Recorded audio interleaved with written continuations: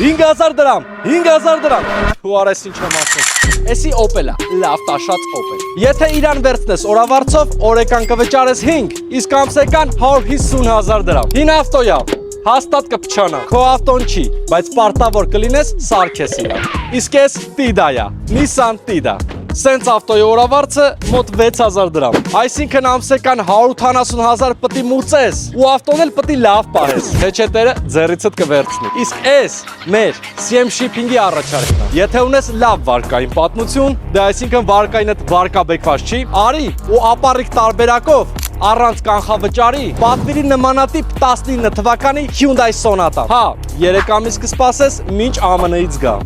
Բայց տոկոսները ներառյալ կվճարես ամսեկան 150,000 դրամ ու մոտ 2.5 տարում կմարես։ Կհաշվես ինքդ։ Այդ նշանակում է, որ կունենաս 2019 թվականի թարմ մեքենա տեղի շուկայական գնից էլ էժան։ Հա, ու կվճարես նույն 150,000 դրամը քո սեփական մեքենայի համար։ Որոշիր ինքդ։ Արի CM Shipping։